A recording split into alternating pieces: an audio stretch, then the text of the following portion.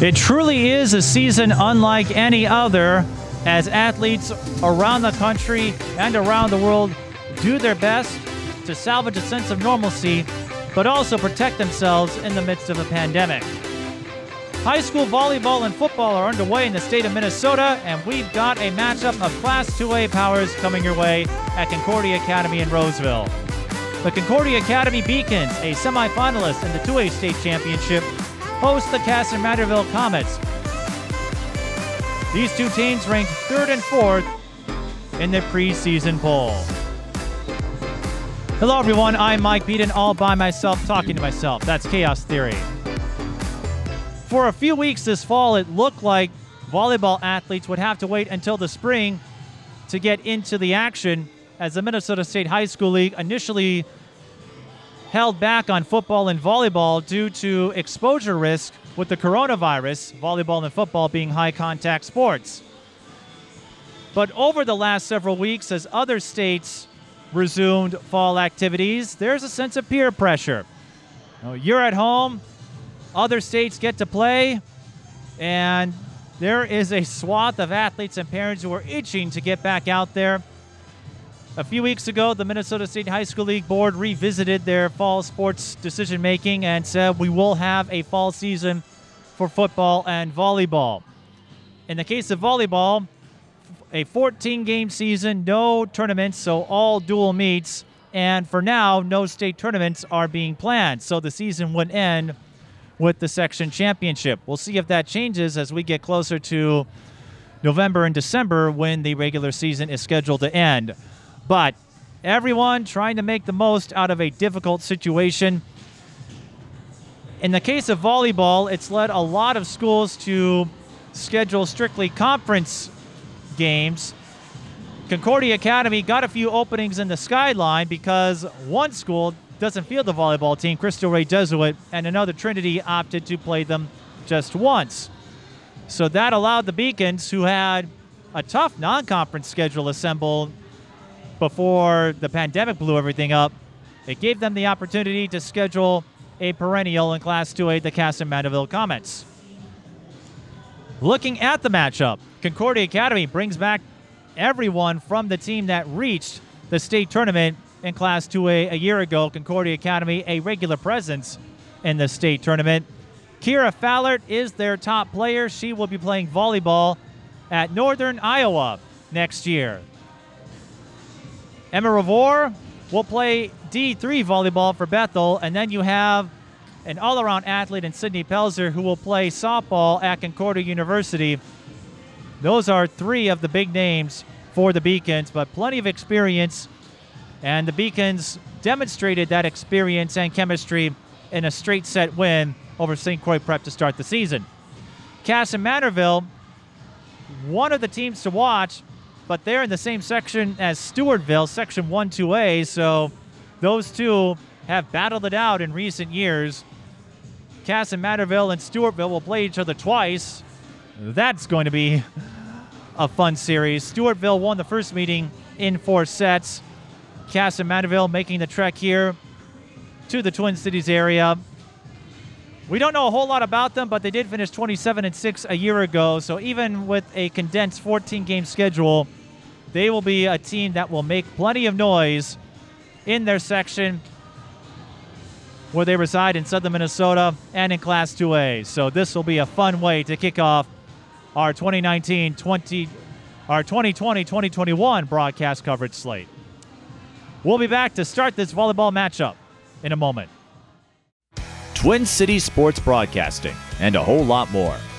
That's what you get from TSB Television. We provide long-lasting digital coverage of your favorite athletes from the preps to the pros. Dazzling moves. Holloman, good if it goes. Yes! Game winners. James, she's in trouble. Finds James. Toss shot! It goes in! And everything in between. Before we let you go, do you want to say hi to anybody? Oh, I don't know. Let's put me on the spot there. If you want to connect with our audience, visit us at patreon.com/TSB Television or sponsor our coverage through PayPal and Cash App. Thank you for watching.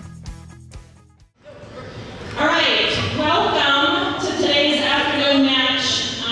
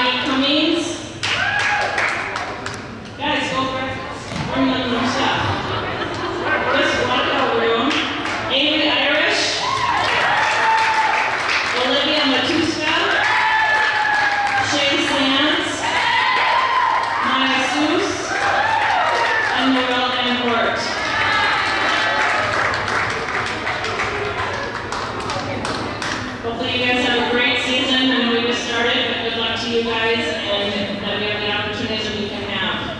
Our senior class is one of our largest. Go ahead and line up on our sideline. That I've had in our 20+ seasons to be able to honor 8 seniors. And I have 1 senior manager, Camille. Come on over, Camille.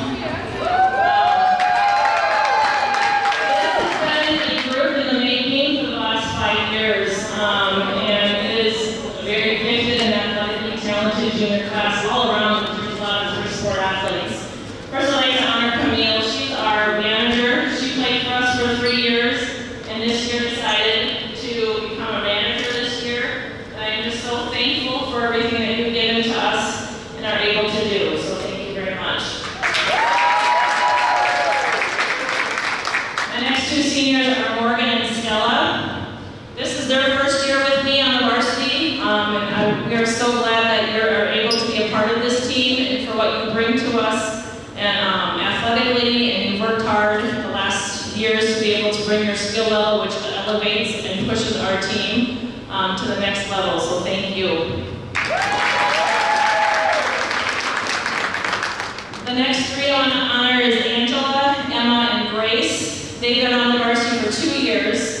Angela, I love your hard work and your dedication that you bring to your teammates and this team. I love your character and the joy that you have in your heart that you bring every day with your smile, and that you lift your teammates up and push them on a daily basis. I appreciate that. Thank you. Emma, you come every day to work hard and push yourself, push your teammates to be better, and that shows in the off season. And especially not being able to play your freshman year, injuries that you've battled through that to come back and play and be a leader on the floor as well as off the floor as a teammate. And I appreciate your hard work and drive that you bring to this group. Thank you. Grace, you are a tenacious athlete. You have a tenacious spirit among you that to be able to be the libero spots and dig some amazing hits in a game or in practice, and always asking every time, like, what can I do better and what can I get better at? And so just being that person to implement all the changes that we're asking you to do and correct them on a daily basis, you have changed a lot in the last year, and I appreciate all your hard work too. Thank you. Sydney Pelzer, she's our 3rd year on the varsity. She is a well-rounded 3-sport athlete, plays basketball and softball, and she can be one of the quiet spirits on our team. You would sometimes not even know she's on the floor, but she is a competitor. I think she's a quiet spirit. But she pushes herself and her teammates, and she has stepped up to be one of our top outside hitters in the last 2 years and one of our major passers, so thank you for that. I want to honor is Brooke and Kira. They are in their 5th year on the varsity. I would consider them our bookends of this team. They are the ones that kind of hold us together and keep us where we are headed to and where we're going. Kira started as an 8th or 7th grader in the JV, but they both came to us as 8th graders. Brooke has grown so much as a setter from her 8th grade year, just kind of thrown into the deep end and trying to figure some things out to be a prominent leader on the floor as a senior, and encouraging to her teammates. Kira has been a great leader both on and off the court. She understands the game. I think she's probably one of the highest IQs of a volleyball player and understands it, and that just makes her a better player, and also with her teammates to be able to push them to be the best they can. It has been fun to watch these 2 grow as players over the last 5 years. Like I said, they are kind of the bookends of our group and have been setting the tone for our program, and you can just definitely see the trickle-down effect to our JV and C teams. We are putting up a record board this year, and those 2 names will be on that for a lot of different things. And if we would have had a normal regular season, Brooke right now sits at 3,853 career sets. And if we would have had a regular season, she would have been pushing to take the whole state record of career sets in her career. So Kira would be on it for right now. She's currently 1,188 digs and 1,438 kills. So she'll be on that with a lot more to be added to it. So they are two pillars in this program that have set the standards pretty high. I can probably speak for Coach Van Noort, Adam, and myself that we are just truly blessed to be able to have the seniors on our team that we have and been able to work with you guys for as many years as we've been able to, and to also just deserve and have this season, no matter how short or long it is, but to make the most of it of what we have. So blessings to you guys in your season, and let's play some volleyball today.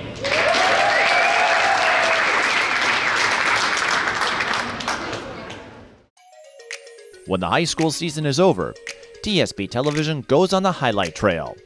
Our highlight reels provide you with a valuable resource for recruiters and a keepsake of your favorite athlete.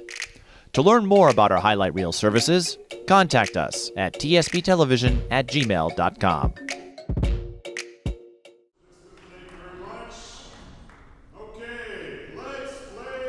Welcome back to Concordia Academy here in Roseville, Minnesota. And as you can see, after the national anthem, they go right into game action. There are no starting lineup introductions, trying to avoid huddles as much as they can. Several players are wearing masks. And of course, masks are required for folks like myself to enter the building. So those are several changes that will be in place until we can overcome this pandemic. All of this is temporary. It's just a matter of how long this temporary phase will be. Concordia Academy and Kasson-Mantorville, it might be difficult to follow at first. They're both wearing the same color jerseys. Concordia has the green trim on the shoulders. Kasson-Mantorville does not. That's one way to tell them apart. It's Kasson-Mantorville who will serve first. This is Madeline Converse.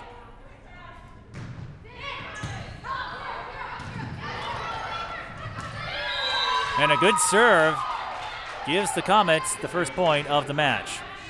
The matches themselves are unchanged. Still best of 5. And a service error on the part of Converse.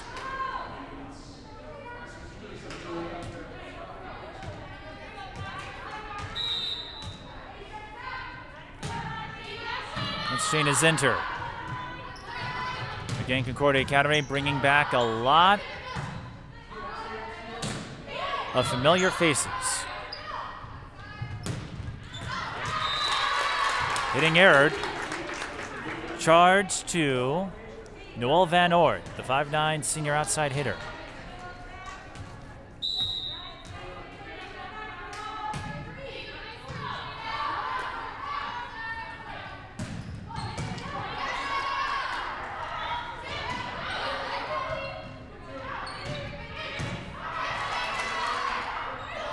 Setter dump. Kasson-Mantorville reads it.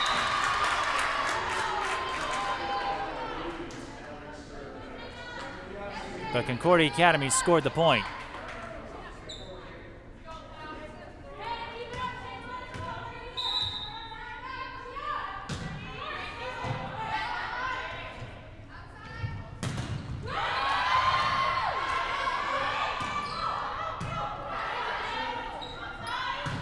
Kira Fallard with her first kill, the first of likely many she will pick up.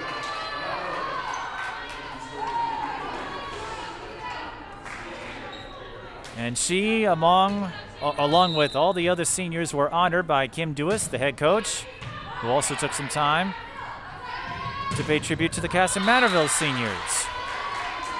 And Noelle Van Oort answers on the other end with a kill of her own from the left side. Again, we're getting names and numbers as we move along. Since the starters are not introduced in traditional fashion, they go right to the game. Fowler with the teardrop. Overpass, but she may have gone over the line there. And so a point for the Comets, 4-3 in the early going. As we said in the open, for now, there are no plans to hold a state tournament. That is a service error on number 9, Avery Irish, Kasson-Mantorville. 7 seniors on their roster. Here's Brooke Whitebrook, the setter, on serve for the Beacons. And that will be a hitting error. Charged to Noelle Van Oort.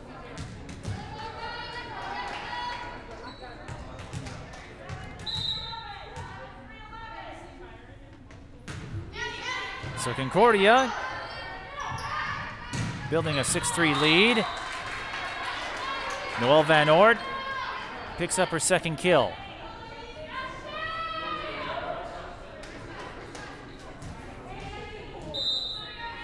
And that will put Kate Wanis on serve. Wanis the libero. And that is one of the newer faces for Concordia Academy, Kenzie Retker, who scores the kill there.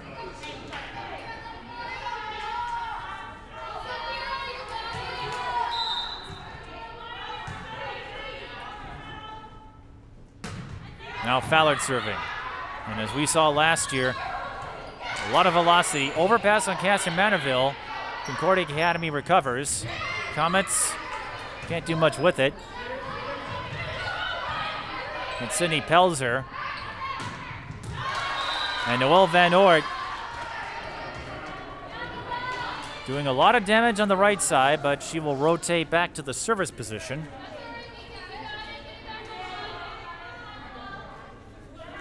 She did pick up 3 kills in her first rotation on the front line. 7-5 our score. And that is the first service error for Noelle Van Oort, the 5'9" senior. Kasson-Mantorville, as we noted, playing Stewartville twice. That should make for a fun rivalry in most cases. You only play conference opponents once.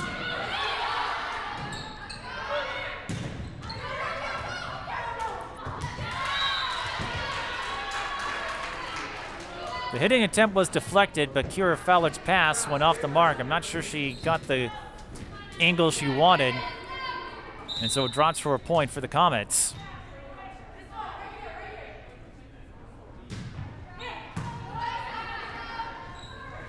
Here's Pelzer. Good for a point.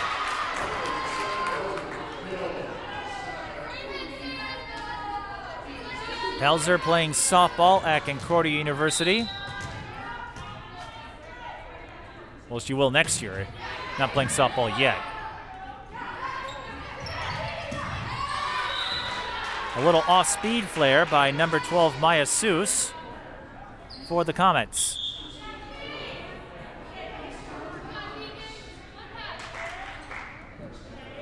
And she'll head to the bench as she rotates out. You see that a lot in volleyball, of course, when players head to the bench. It's not necessarily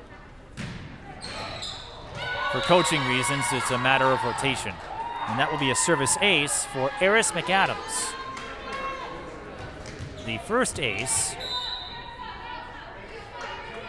of this match. And another one. Back-to-back aces for McAdams as she was able to work the net. Eris McAdams, the 5'5", sophomore setter. Defensive specialist, I should say.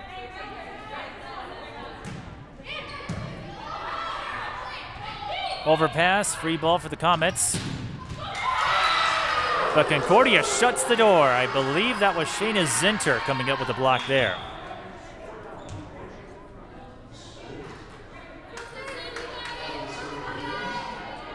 Back and forth this game goes.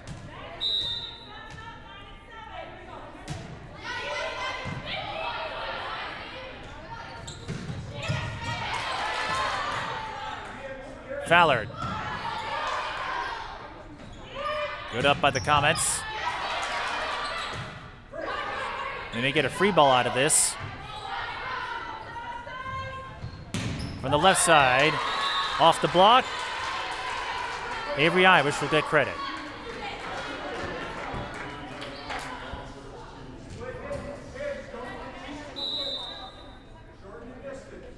Serving is Madeline Converse.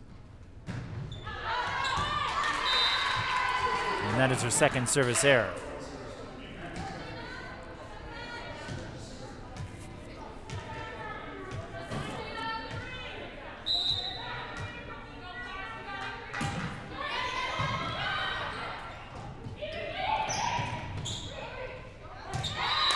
A little bit of confusion on the part of Kasson-Mantorville there. The pass to the middle didn't hit its target, and a free point for Concordia. They lead 12-10. Another good serve by Zinter. And a nice recovery that allows Noelle Van Oort from the back row, or at least from deep. Had to swat the ball, couldn't wind up.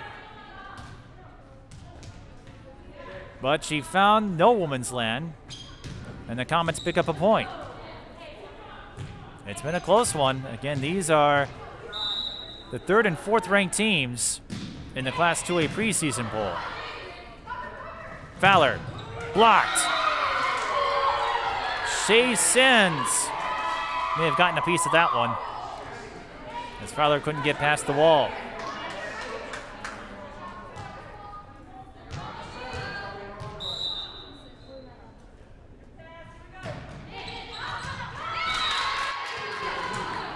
Service error on Avery Irish, her second.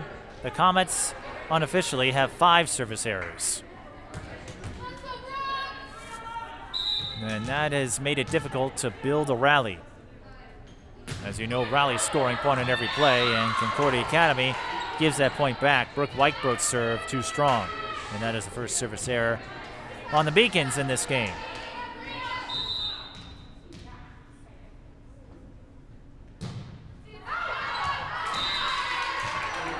And Juanes overshoots the mark.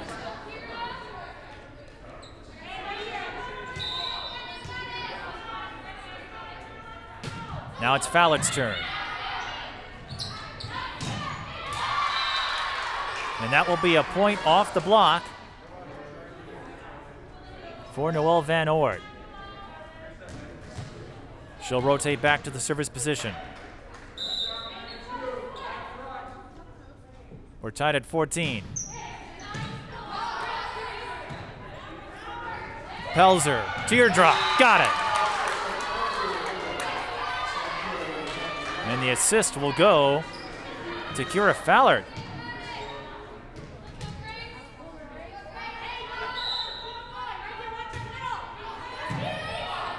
Low serve. Kasson-Mantorville recovers. Maya Seuss scoring on that play.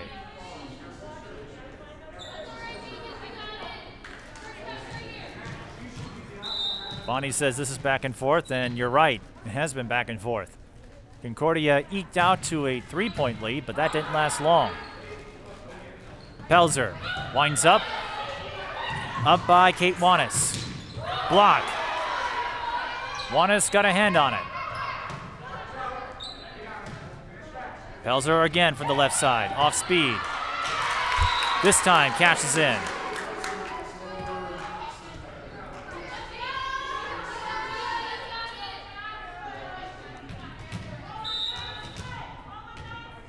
Here's Gia Waters, one of the new faces you'll see for the Beacons. They picked up a couple of transfers. One transferred to the school last year, in Wrecker, I believe, but was unable to play due to the transfer rule. Shayna Zinter puts a little velocity on that one to pick up her first kill.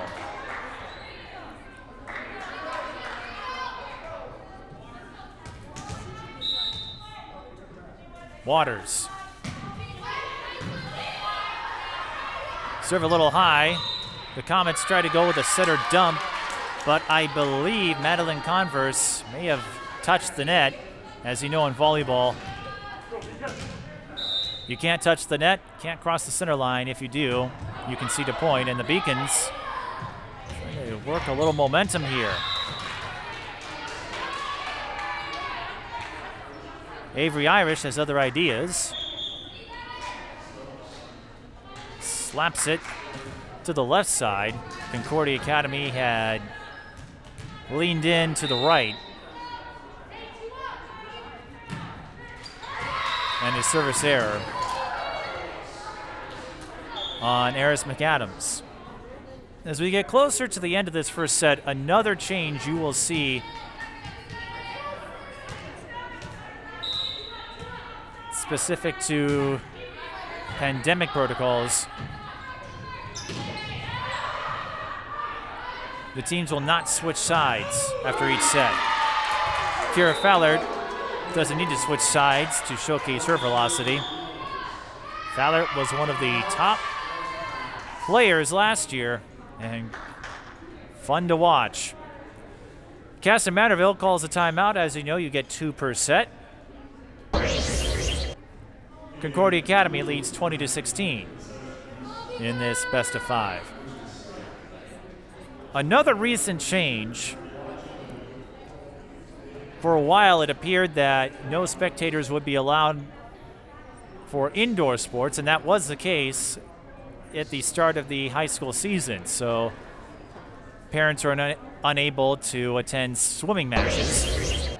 Recently, the Department of Health updated their guidelines, and now they will allow 2 spectators per participant, but the schools have to work out intricacies because, as you know, each school a little different. Concordia Academy, not as big a gym as East Ridge, Cretin-Durham Hall, but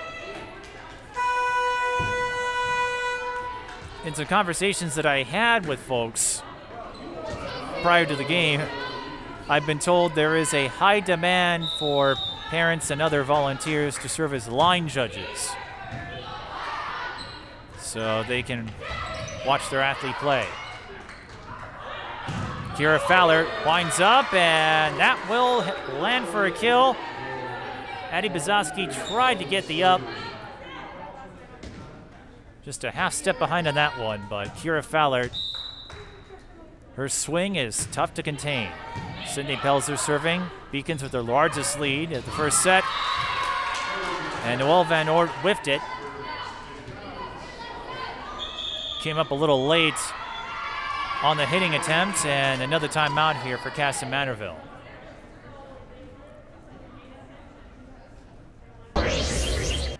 So if you followed us in the open, as we said, for a while it looked like volleyball and football would be held in the spring due to the exposure risks. You know, I thought a little peer pressure came into play as far as the high school league board reversing that decision, but we have seen professional leagues put in bubbles, the NBA, WNBA, NHL, and they were able to complete their seasons without any difficulty. NASCAR, they've had a couple of small flare-ups with their drivers, but they've been able to complete their schedule without any interruption. NFL and Major League Baseball, a different story, and that is one of the complications, obstacles facing high school athletes. You can't put in a bubble like you can in the pros, so they still have to be mindful. And Kasson-Mantorville getting undone here with a series of errors as the Beacons are now 2 points away from taking this first set. Good serve by Pelzer. Beacons will get a free ball, but an overpass on the part of Gia Waters ends that opportunity.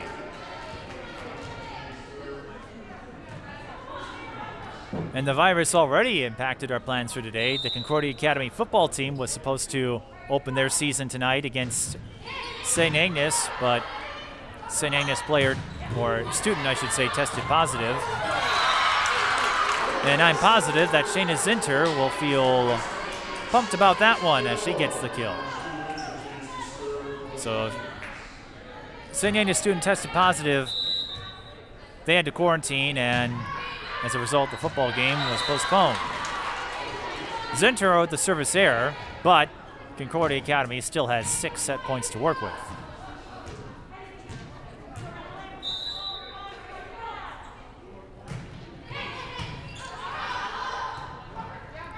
Kasson-Mantorville gets a good serve.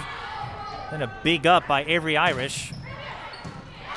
Beacons will get another shot. They go to the middle this time. Recker had the right idea, but her hit was long.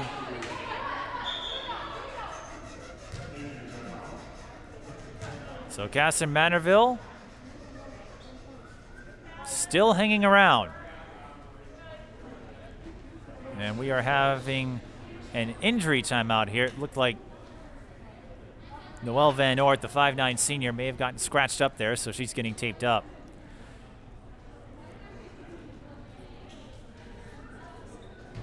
As far as our coverage plans go, it's tough to say.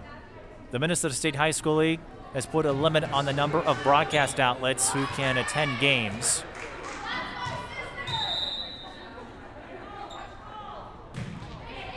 And I'll talk more about that when we get to the second set.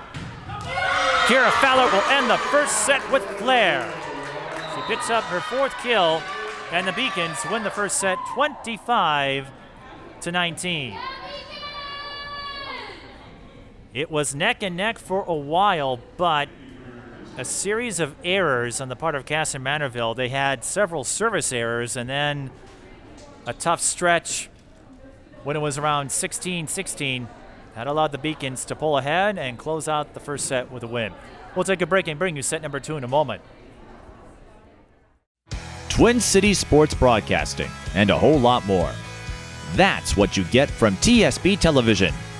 We provide long-lasting digital coverage of your favorite athletes from the preps to the pros. Dazzling moves. Holloman, good if it goes. Yes! Game winners. From James. She's in trouble. Finds James. Tough shot! It goes in! And everything in between. Before we let you go, do you want to say hi to anybody? Oh, I don't know. Let's put me on the spot there. If you want to connect with our audience, visit us at patreon.com/TSB Television or sponsor our coverage through PayPal and Cash App. Thank you for watching.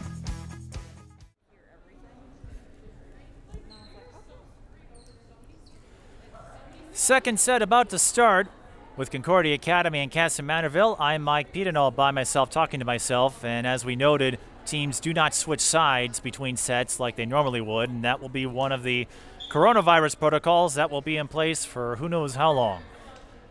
Everyone has reminded themselves, myself included, this phase, all of this is temporary. We just don't know how long temporary will be.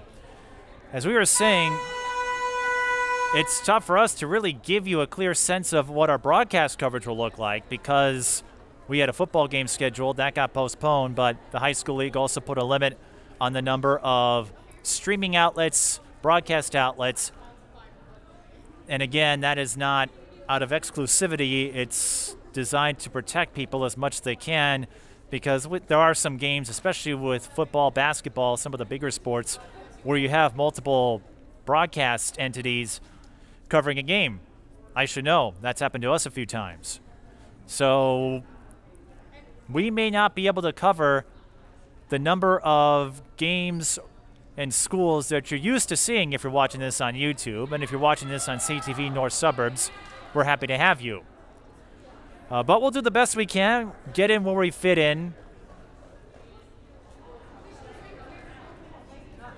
and hope that you can understand if you're not seeing a certain team that you watch on our YouTube channel, just giving you a few reasons why. And this is not a criticism of schools or the high school league, it's just an observation. Again, everyone is trying to make the most of a difficult situation, trying to salvage a sense of normalcy. That's going to be a point on a lift violation for Kasson-Mantorville. Everyone trying to make the most of a difficult situation.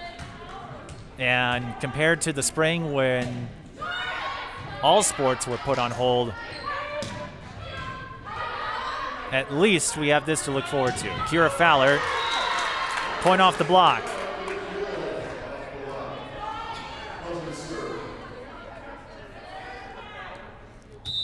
Concordia Academy, a lengthy history in volleyball.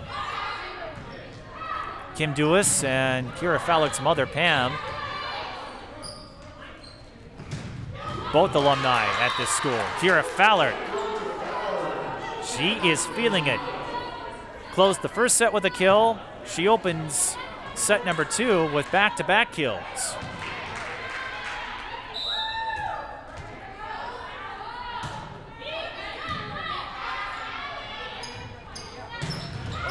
Van Oort denied. That may have been Fowler on the play.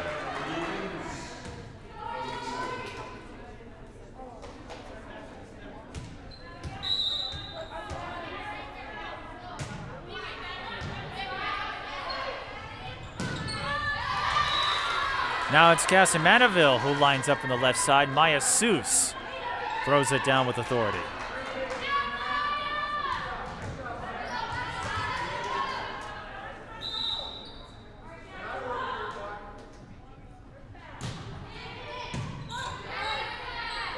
Fowler again. Overpass in the part of Kasson-Mantorville, and a vicious center dump by Brooke Whitebroad. Kasson-Mantorville got the up on that.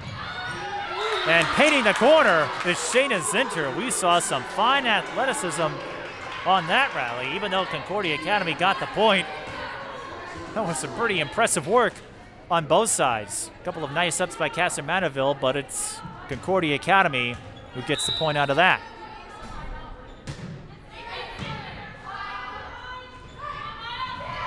Maya Seuss going off speed.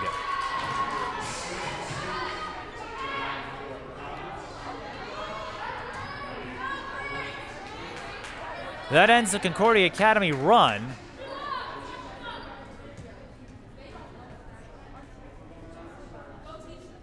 For the moment, this is Addie Bizowski, the 5'8" outside hitter serving. She wears number 11. Again, if you're having a tough time following which team is which, Concordia Academy has the green trim on the shoulders. Both are wearing their black jerseys.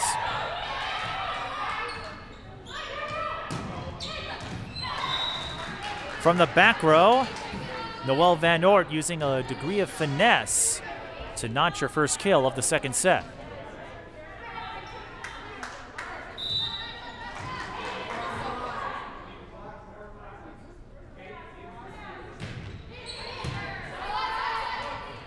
Whitebroad to Fowler, got it.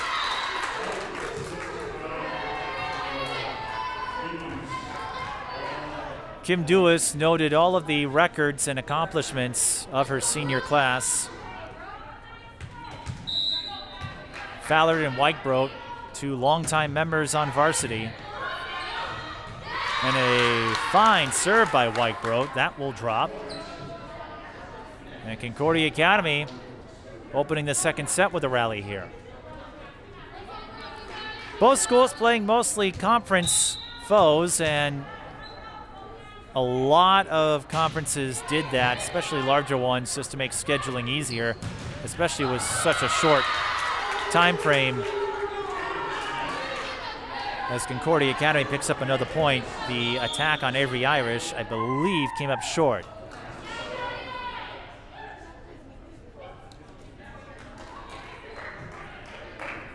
So just to make things easy with such a short window to prepare for a season, it was late September when the high school league board said, game on. And some volleyball coaches I talked to described the last few weeks as pandemonium. But Concordia Academy's offense certainly composed.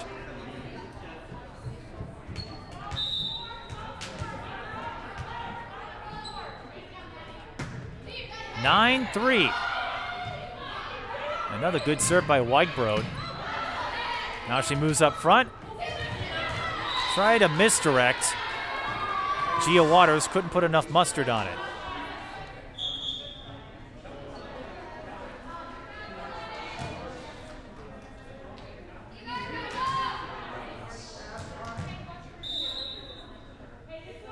This is Eris McAdams. And she serves it into the net. Service errors have been problematic for the Comets so far. Unofficially, they have 8 service errors, just 2 for the Beacons. Kira Fowler, deep serve. Friendly bounce for Madison Cummings on the net. Here's Pelzer. Her attack falls for a point. Sydney Pelzer, one of the top all-around athletes at Concordia Academy. Concordia 2A school in basketball, usually in the smaller classes in most sports, so a lot of crossover athletes. Pelzer. Hit the net on that one. But the Beacons still hold a 6-point lead.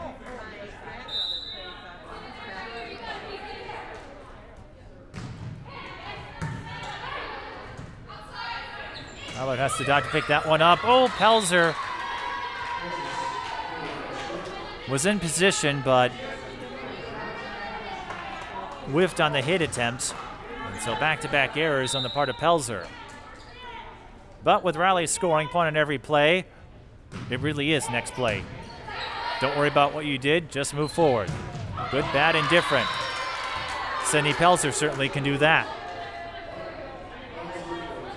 That time she hit the mark.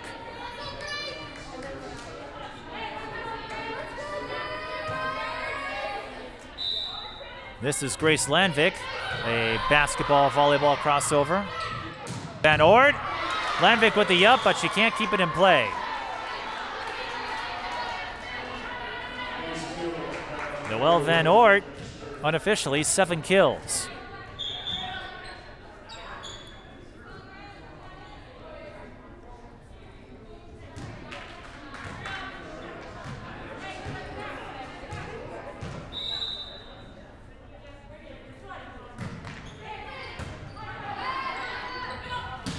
From the middle, whoa! Shayna Zinter knocks over the cutouts, and they're falling like dominoes.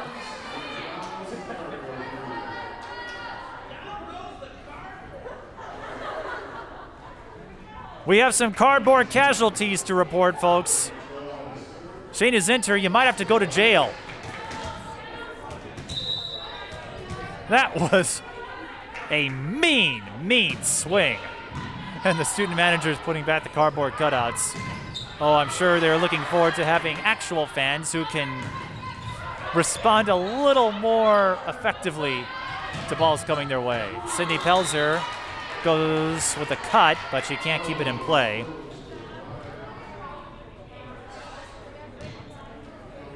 Her 3rd error in this set, but that's really the only problem Concordia Academy has had so far. They're still holding a sizable lead over Kasson-Mantorville. Beacons go to the right. Now from the back, it's Kira Fowler. Up by number 8, Madeline Converse. Landvik gets the dig there. Setter dump by Whitebrook. Comets go down the middle. And Addie Bazoski picks up her first kill. Smack dab in the middle. Juanes will serve. Oh! Landvik tried to play it. And these split-second decisions are tougher than they look. That will count as an ace, though, for Juanes. Landvik tried to play it and misfired. Van Oort blocked. Sydney Pelzer gets credit for it.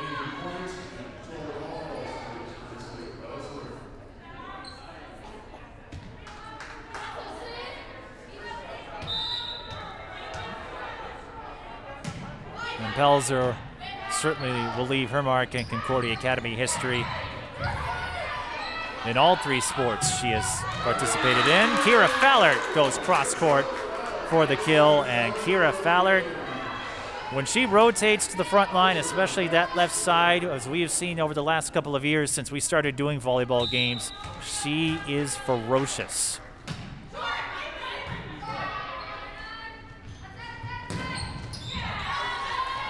Kasson-Mantorville, though, hanging in there.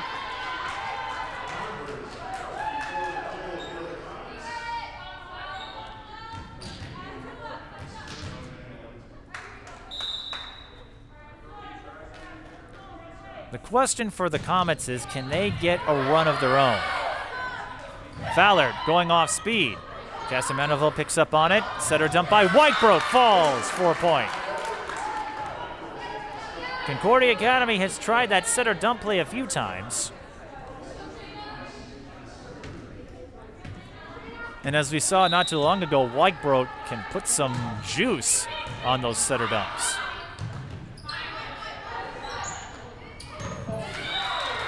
Kasson-Mantorville goes off speed. And Maya Seuss with a 2-handed lob, I believe, got the point for the Comets there. It's been back and forth as of late, which Kasson-Mantorville needs to address.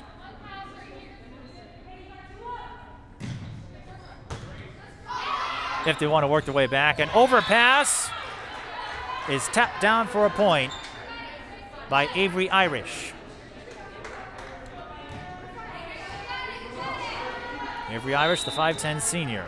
And this is Eddie Bazoski, the 5'8 junior.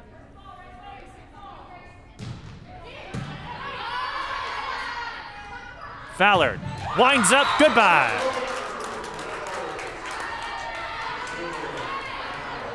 During warm-ups, our camera woman Bonnie took notice of the arm strength of Rutger and Fallert, and you're seeing it on full display. Of course, we've seen that before at Concordia Academy, so it's no surprise to us, but if this is your first time watching Concordia Academy, you can see how Fallert has made an impression in her 5 years on varsity. And there she goes again with the line shot right down the line.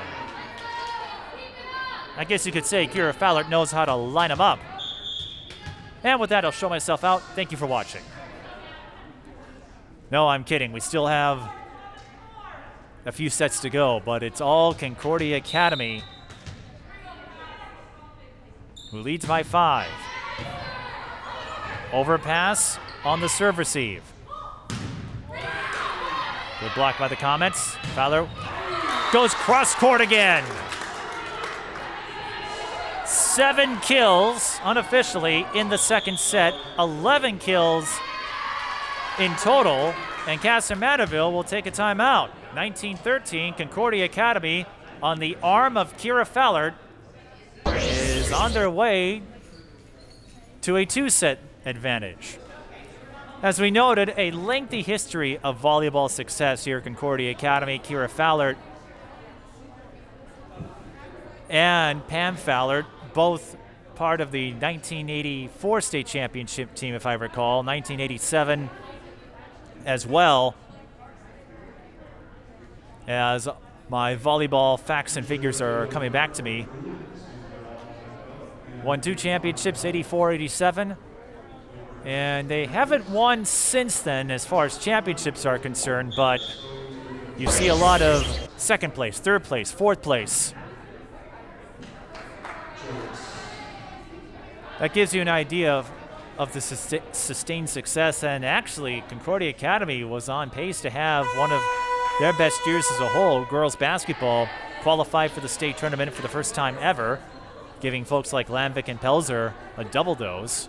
Boys basketball was awaiting to play a section final to make their way into state. That didn't happen. And we may not have a ton of new banners. Service error on Brooke Whitebrook, so that will end the Concordia rally for now. Wasn't much of a rally, but those last few plays by Fallert a clear sign of momentum, and that's probably why Adam Van Oor called a timeout. So Kira Fowler rotates to the middle and does what she usually does, which is slam down a kill in a split second of time. Now she'll rotate back to the service position as the Beacons hold on to a 6-point lead.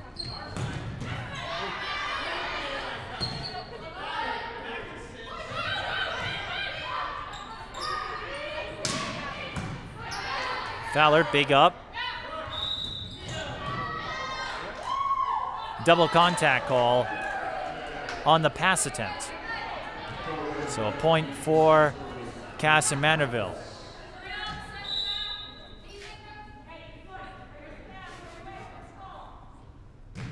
And calls like double contact, easier to spot if you're a trained volleyball eye, which I am not, and that is one reason why you will never hear me gripe at officials, because they have much better vision than I do. But Rutger had plenty of vision there to pick up the kill for the Beacons. They still lead by 6. And then a service error on Landvik. There really weren't any big rallies. Concordia Academy, they've had some good stretches of points, especially with Kira Fowler, who is in the back row right now. But it wasn't like they went on a 6-7 point rally. They've just been slowly increasing their lead, much like the first set. And that's the service error on the Comets. Their service game a little better in the second set, but it still has been problematic when you look at the unofficial stats. Annie Bazowski scoring off the block for the Comets.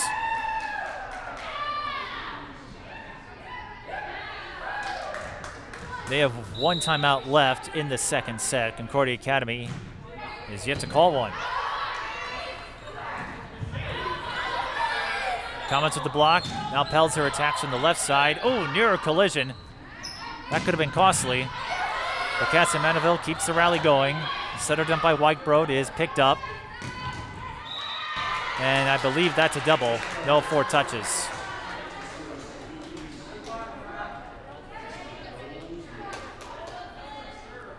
So Kasson-Mantorville unable to respond there. Concordia Academy 2 points away. Maya Seuss gets credit for the kill. That one deflected by the net, but Concordia Academy could not adjust in time.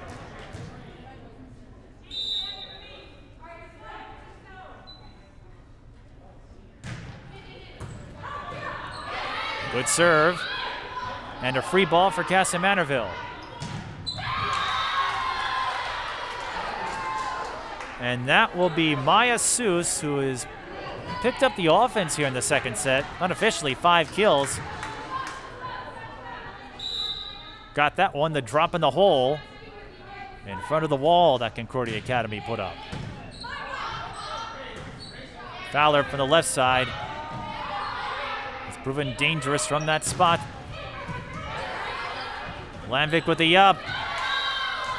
But Pelzer couldn't get the pass off cleanly, and that will be a point for Kasson-Mantorville. They've trimmed the margin to 3. So the Comets looking to stage a comeback. They've hung around. They are one of the perennials in Class 2A. Free ball for the Comets.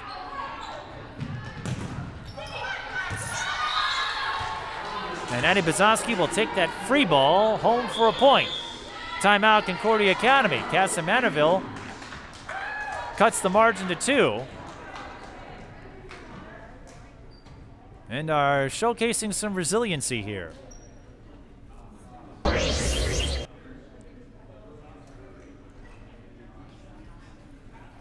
Well, in the midst of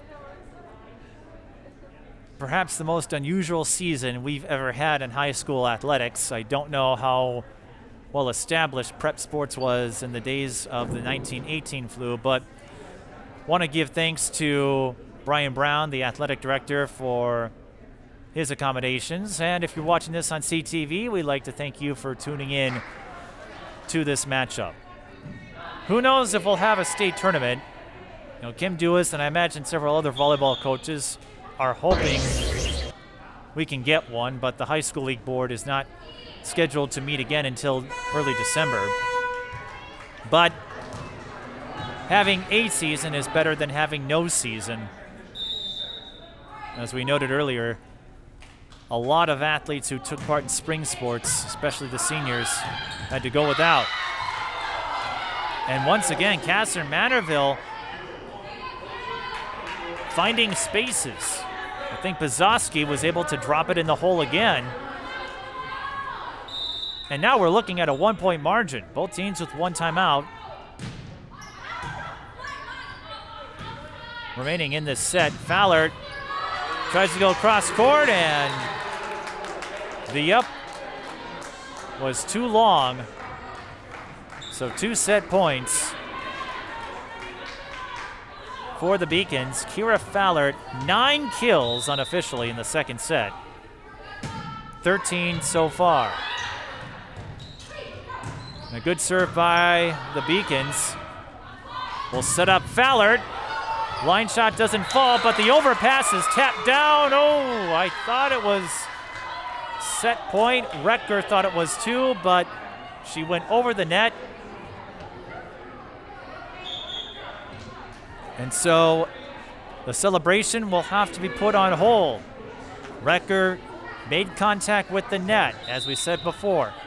Any time you touch the net, it awards a point to the other team.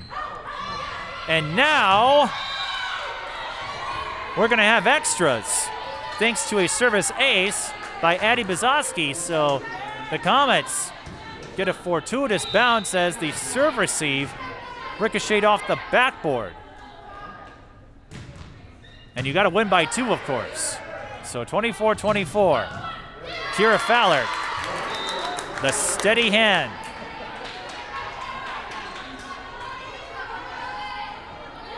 As we know, a menace on the left side. Has to slide over, though. Whitebroad serving. Set point again for the Beacons. And we'll do this again. Maya Seuss goes cross court. Was not in the starting rotation. She will rotate out. And again, it's not because of her play. It's just a matter of positioning with how volleyball rotations work. That could be a problem, though, for Kasson-Mantorville as they tie it up at 25 because Maya Seuss, unofficially 6 kills in the second set, and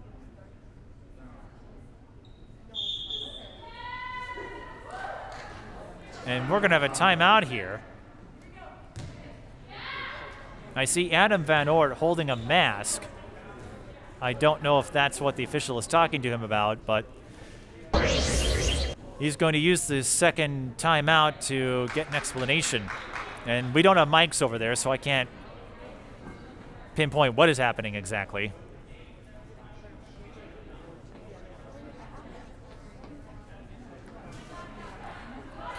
That's what I'm thinking too. Bonnie and I believe it has something to do with the rotation.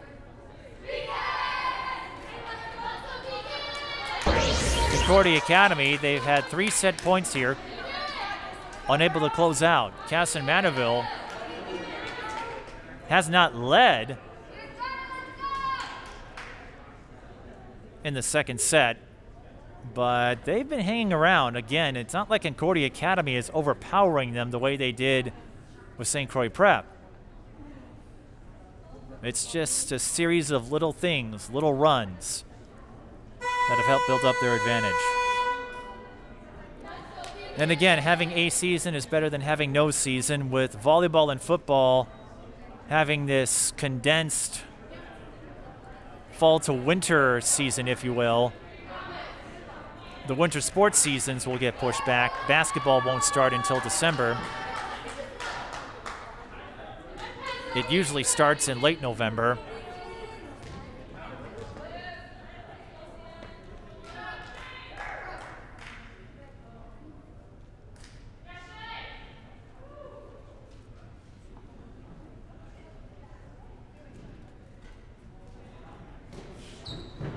And we're still having a discussion between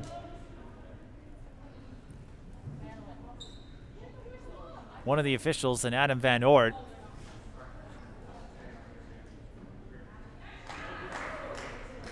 So Van Oort was trying to get Shay Sands into the rotation in place of Cassidy Thompson, but it doesn't look like he'll be able to do so as he summons Sands back to the bench. So here we go. A dramatic pause with set 2 tied at 25. Beacons get the block. Up from the back row, Kasson-Mantorville on the attack. Now it's Kira Fowler who overshoots the mark. She had a strong performance in the second set. That is her first error. And now Adam Van Oort can get the rotation he was looking for, so Shay Sands goes in. Kasson-Mantorville with their first set point. Off the net. And that jammed Matuska. You saw it. Matuska was ready for the up, but it deflected off the net, and she couldn't quite react in time, fell on her keister. No fault on Matuska's part. That's just how it goes when a hit bounces off the net like that. That's why you often hear the joke of someone becoming filthy rich if they could master it. Pelzer with the teardrop.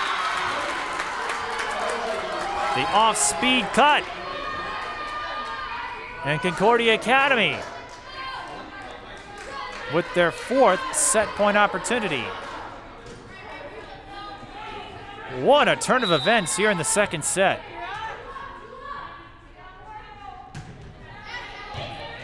That's rally scoring for you. Overpass on the serve receive is tapped down by Pelzer. And after a wild and dramatic sequence to close the second set, Concordia Academy hangs on and takes set 2. 28-26, they're one set away from staying undefeated. I gotta catch my breath. So I'm gonna do that, and we'll bring you set number 3 in a moment. Twin Cities Sports Broadcasting, and a whole lot more. That's what you get from TSB Television. We provide long-lasting digital coverage of your favorite athletes from the preps to the pros. Dazzling moves. Holloman, good if it goes. Yes! Game winners. James, she's in trouble. Finds James, toss shot, it goes in! And everything in between. Before we let you go, do you want to say hi to anybody? Oh, I don't know. Let's put me on the spot there. If you want to connect with our audience, visit us at patreon.com/TSB Television or sponsor our coverage through PayPal and Cash App. Thank you for watching.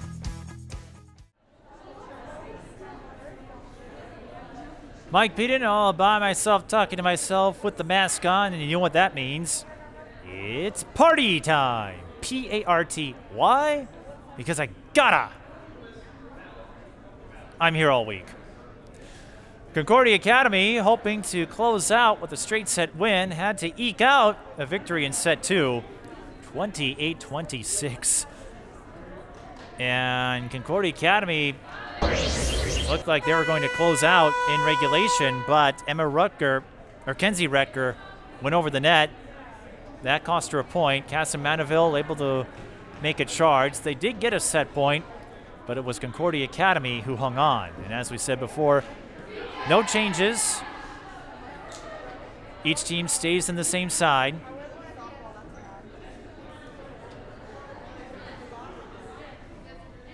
One of the many protocols in place to protect athletes as much as they can, and as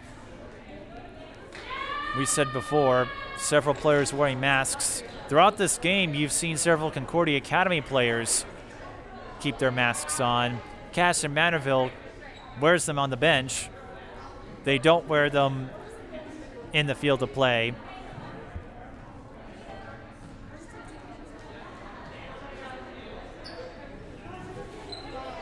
But that is a privilege they have. Being athletes, you do expend a little more energy and oxygen than I do talking. Concordia Academy looking to go 2-0. Kasson-Mantorville looking for their first win. And that's not the start you want. Madeline Converse serves it into the net. So Kasson-Mantorville,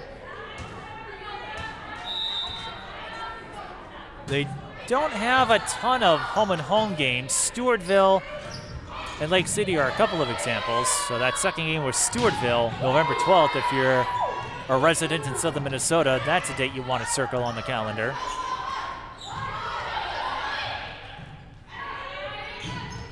And speaking of Stewartville, Concordia Academy will play them in a few days.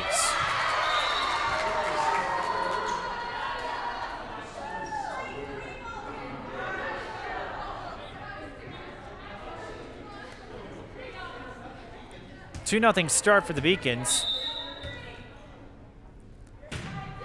October 15th is when the Beacons will play Stewartville, the top team in Class 2A.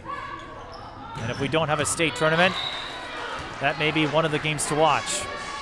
And Alex Susko had to duck to get out of the way of Avery Irish's slam to get Kasson-Mantorville on the board. And as we've said before, Kasson-Mantorville, they've been right there.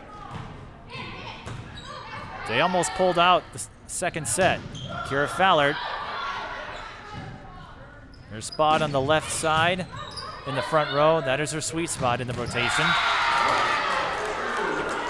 Kenzie Recker sends that one home with authority, and that time she kept it on her side of the net.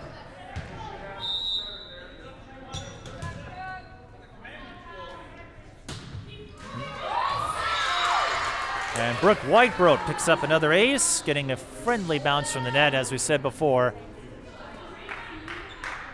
When a ball skirts the net like that, crazy things can happen.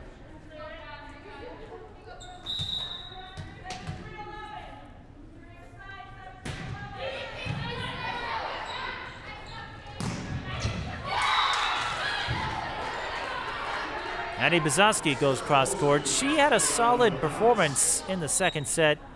She and Maya Seuss unofficially had 6 kills.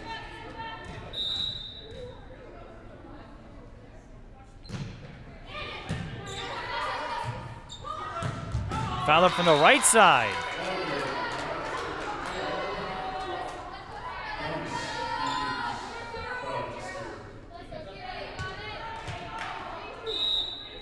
She'll go back to serve. She's got no trouble wearing a mask. And she picks up an ace. Maybe she is the mask, if you picked up my reference earlier.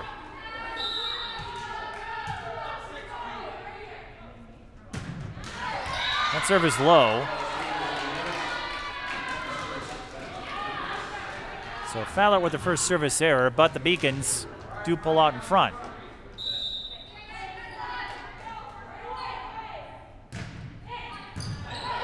Lambic has to dive. And scoring off the block is Gia Waters.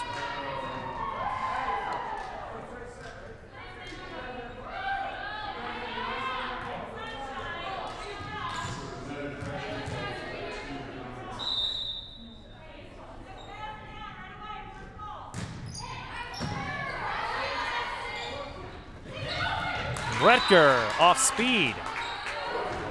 And she's picking up a little momentum here. And once again, Concordia Academy slowly building an edge.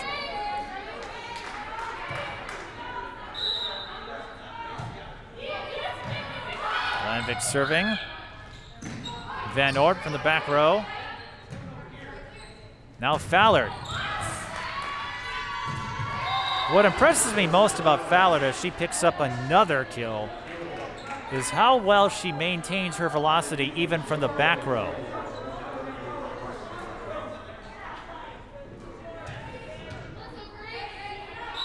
You can't wind up and spike it like you can up front. But she is able to get some speed on those hits.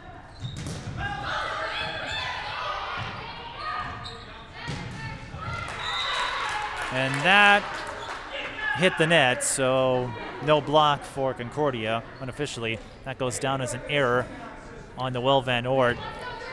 She had a strong performance in the first set. It was a little quiet in the second set. And the Beacons back out in front.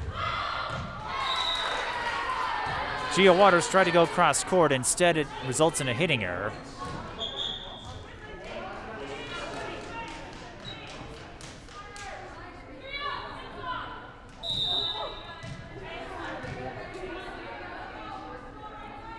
Nine to 5. Concordia Academy now 10 to 5 following the service error by Addie Bazowski.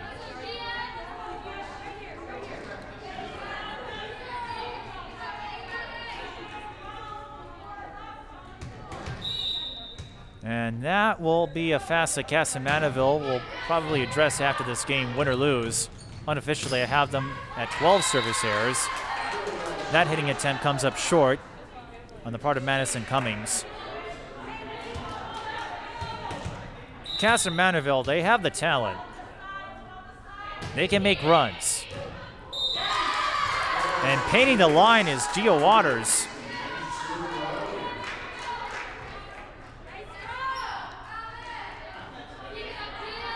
Gia, one of the new faces for Concordia Academy. And the Beacons lead by 7. White-Broad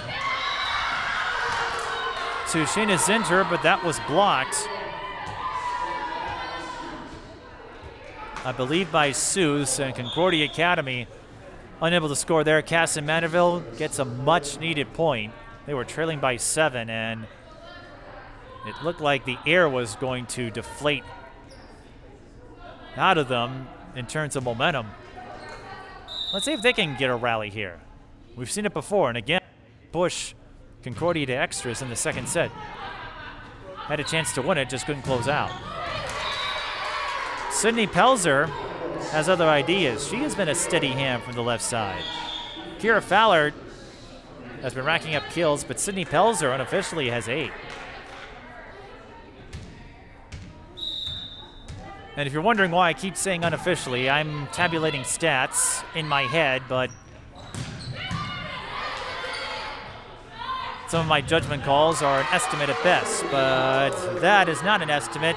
I can say with certainty that Kira Fallard is a beast on the left side, as she adds another kill to her gaudy total. 17 unofficially. Kasson-Mantorville with the answer. It's Shay Sands, the 5'8" middle blocker. One of the many seniors on Kasson-Mantorville's roster.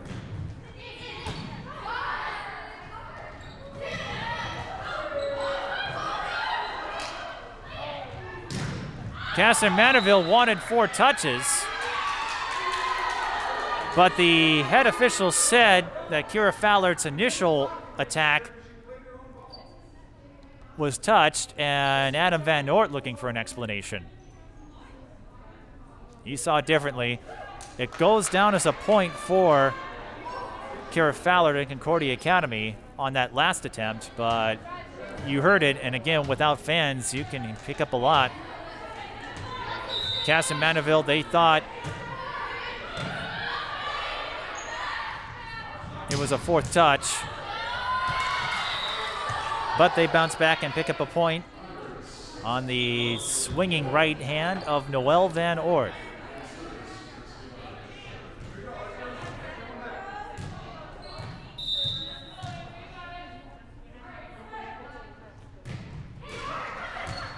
A service ace for the Comets.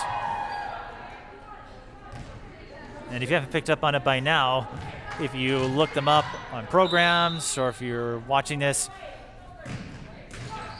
as Irish can't get back-to-back aces there. Kasson-Mantorville's nickname is spelled correctly, K-O-M-E-T-S. You probably get the KM part of it.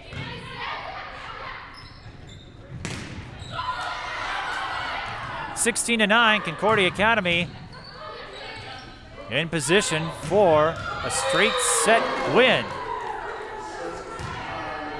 Kira Fallert with another cross-court kill. We've seen line shots, we've seen her go cross-court, cuts. Kira Fallert has caused problems for so many opponents over the years. Overpass on the serve receive, and it's tapped down by Recker.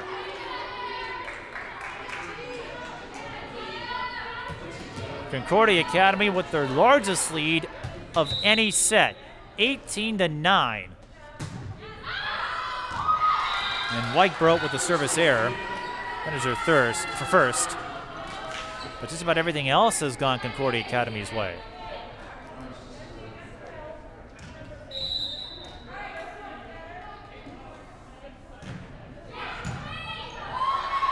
Overpass on the serve receive is slammed down for a point by Maya Seuss. Kasson-Mantorville looking for a boost of confidence here. They scored the last couple of points. Juanes on serve there. Here comes Kira Fallert with a charging spike. She finds the back corner.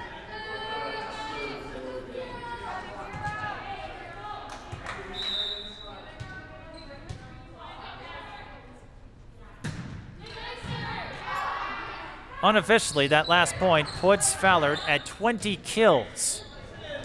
Pelzer hits it into the net. But Concordia Academy looking polished in set number 3. Kasson-Mantorville, if there's a run in them, it needs to come soon. They're running out of time. And that can help. A good serve. And another point by Maya Seuss as Van Noort's serve jammed Concordia.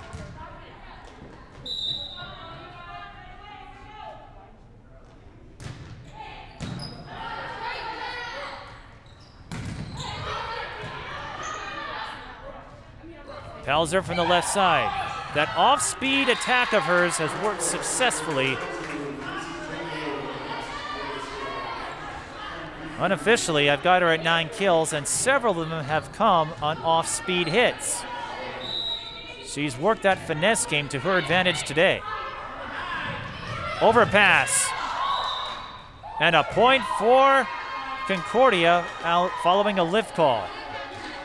Bonnie spotted it, and so did the official.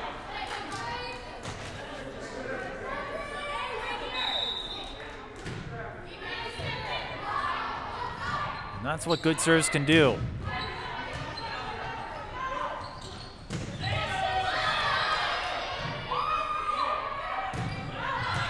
Hitting error on Avery Irish. And the Beacons 3 points away from a straight set win. Service error on Grace Lenvik. Kasson-Mantorville still looking for a rally. Looking ahead, we mentioned the Stewartville game for Concordia Academy. That will take place next Thursday. They swept through the Skyline Conference in their first year as members last year. They were in the Tri-Metro previously. Kasson-Mantorville picks up a much-needed ace from Addie Bizowski. Her first ace of the game. That second game was Stewartville. Sure to be one on the calendar. Gia Waters goes cross-court for her second kill of the set. it was Stewartville who beat Kasson-Mantorville in the section final last year of 1AA, winning in 4 sets. Concordia Academy will likely take care of their Skyline Conference competition without much difficulty. They already swept St. Croix Prep convincingly. Nova was the next best team in the Skyline. And Concordia will host Providence Academy in late November. Providence, an IMAC school, who had a solid season a year ago. And again, we'll do our best, get in where we fit in as far as our volleyball coverage goes. And some schools going to Pixelot, others landing deals with live stream operations. That's a hitting error on Kasson-Mantorville, and Concordia Academy has 8 match points. That doesn't mean we won't be able to cover games. You know, we'll get to as many as we can, but you know, we got to play by the rules too, and we'll do the best we can. Concordia Academy, a terrific performance here in the 3rd set. Play at the net is won by Kasson-Mantorville, but they still have some work to do.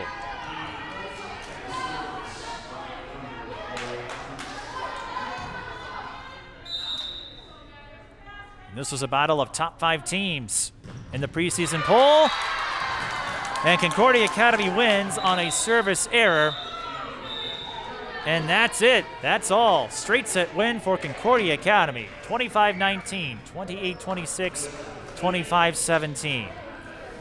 Kasson-Mantorville, again, plenty of resiliency, plenty of grit. We saw that in the 2nd set. Just couldn't close out. Concordia played a more polished game overall.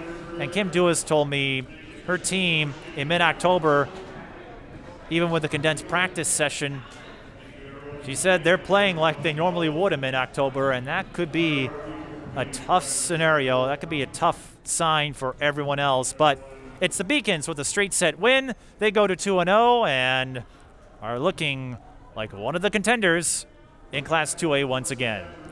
We'll try to get a post-game interview if we can. You're watching high school volleyball. The Beacons beat the Comets in straight sets. Twin Cities Sports Broadcasting, and a whole lot more. That's what you get from TSB Television. We provide long-lasting digital coverage of your favorite athletes from the preps to the pros. Dazzling moves. Holloman, good if it goes. Yes! Game winners. James, she's in trouble. Finds James, toss shot, it goes in! And everything in between. Before we let you go, do you want to say hi to anybody? Oh, I don't know. They put me on the spot there. If you want to connect with our audience, visit us at patreon.com/TSB Television or sponsor our coverage through PayPal and Cash App. Thank you for watching. Mike Peden here with Kira Fowler. Both of us have our masks on, but Kira, your talent certainly needs no mask. You were feeling it today. Unofficially 20 kills. What would you make of your offensive effort? I think it was a whole team effort. The connection with our setter, Brooke Weichbrot, was just really strong tonight. And everyone was like passing well and defending well. It was just help, and it was setting everyone up for success. Now, normally your senior day ceremony comes at the end of the season. Today, your coach, Kim Duas, held a reception or recognition to honor both your team and Kasson-Mantorville. How did that come to be, and how cool is it to see both teams get honored like that before a big game? Yeah, you never know what could happen with the season, or like if because of COVID it could get cut off at any point. So we just wanted to make sure we got it in early so it could happen. And it was really cool that we got to do it with Kasson because they're a great program, and it was just really honoring all the hard work they put into. They are a great program, and they gave you a run in that 2nd set. You know, it looked like you had it wrapped up when Recker made the hit, but apparently she went over the net, so you had to win it in extra. So how nervous were you in that 2nd set when Kasson got up on set point, and it was a wild sequence for a minute?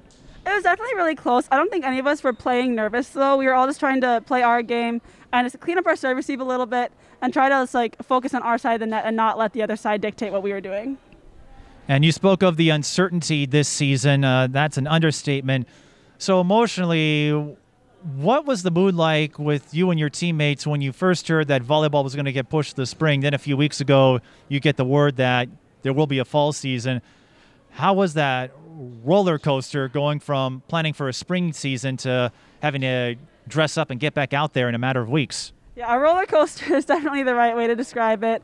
We were super bummed out that we weren't get to play in the fall, and then we were all like, we're mentally prepared to play in the spring, and we had our 3 weeks of practice that we got in the fall, and we were ready to have that. Then all of a sudden we find out we're playing in a week, and that was crazy. None of us were really ready for that.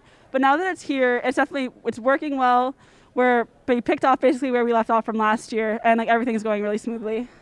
Well, your coach told me this team is playing in mid-October at the start of the season like they normally would in mid-October when you would be at the end of the regular season, and that chemistry certainly on display today. How big is it to have everyone from last year's team that reached the semifinals come back? It's definitely really helpful because then we can start off, like I said, exactly where we left off with all that chemistry, and we know how to play with each other. And last year was a rebuilding year for us, so this year is when all of us are at our peak. So this is really great. It's really fun. If that was a rebuilding year, I'm scared to think about what this year would be like. And then just for you, whatever happens, you'll get a chance to play at the next level at Northern Iowa, and you have left your mark here in Concordia volleyball history. Your coach said there will be a leaderboard going up there at some point.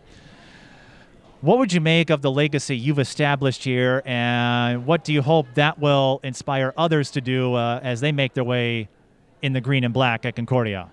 I think, the legacy has started with my family, first of all. My mom was part of the 1984 championship team, the first time we ever won state, and my sisters have all played here, and I just kind of followed in their footsteps, and I feel like we've left a good mark on the program. That's we want a culture of hard work and just playing together and always having a good time. Teamwork is the most important thing all the time. So I think that's hopefully the mark I've left on CA. Now, are you going to be sending Shayna Zinter any sort of bill for killing all of those cardboard cutouts? I don't know. Luckily, none of them broke, so she should be off the hook. I was going to say, otherwise we'd have to send her to cardboard jail. Yeah, true, yes. You want to say hi to anybody? I don't know. Hi to everyone watching. Oh my goodness, my voice. Hi to all of our virtual fans out there and my grandparents who aren't here. Well, hopefully you can get some real fans there soon. I know the health department amended their guidelines, so hopefully you'll get some real people in there that can better respond to balls coming their way than cardboards can. But thanks for stopping by. Congrats on your effort, and whatever happens this season, I hope you can make the most of it. Yeah, thank you so much. Kira Fallard of Concordia Academy, and that wraps up our coverage from Concordia Academy in Roseville. For the rest of our crew, I'm Mike Beaton. Thanks for watching.